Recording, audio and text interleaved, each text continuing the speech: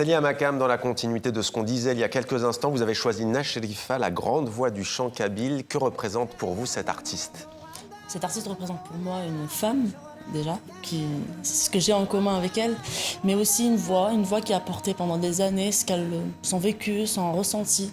Et dans une époque où c'était quand même difficile de le faire autant que femme. Ouais. Et puis voilà, c'est une grande pionnière en Algérie et elle a tout mon respect. Et vous voulez lui rendre cet hommage. Nacherifa, donc, dont on entend quelques notes. Coco Mac Mac, le spectacle Comédia Blanca, 22 décembre à l'Olympia à Paris. Qu'est-ce qui vous plaît dans ce festival? Ah bah fallait que ça tourne autour de l'humour avec moi de toute façon.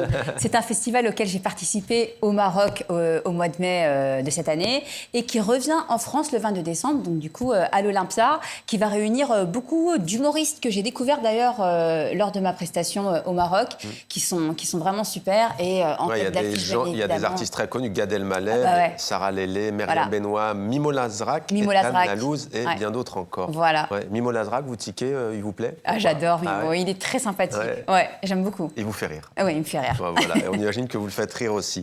Le coup de cœur maintenant de Nasserat Amer, belle découverte, si vous ne connaissez pas encore, vous allez le voir.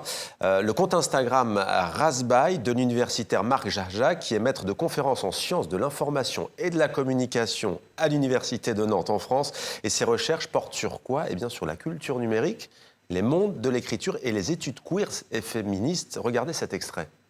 Tu es arrogant, tu es suffisant et hautain. Oui, et... Moi, j'ai pas le luxe de votre humilité, là, hein, vous qui parlez bas, parce que vous n'êtes écrasé par rien. Moi, j'ai appris à parler fort parce qu'on m'a parlé dessus. J'ai appris à dresser les mots comme on dresse une garde. Ma langue, c'est mon épée, mon talisman contre les insultes, contre les menaces, contre le mépris qu'on me sert chaque jour avec le sourire poli du conseil. Sois plus doux, sois plus humble, plus respectable. Imbécile, hamar. J'ai appris à parler fort parce qu'on a parlé sur moi. Ma langue, c'est mon épée, dit-il, des mots très forts. Qu'est-ce qui vous plaît chez cet enseignant, ce professeur?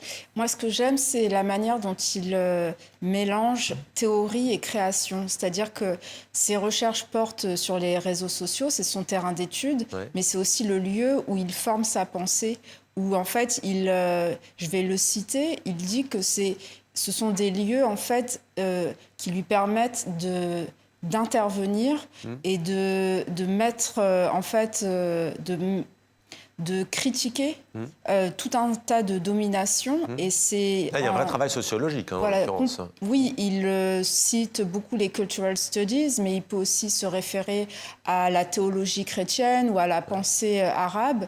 Et en fait, à chaque fois, il prend une séquence médiatique, un fait médiatique, il se penche dessus.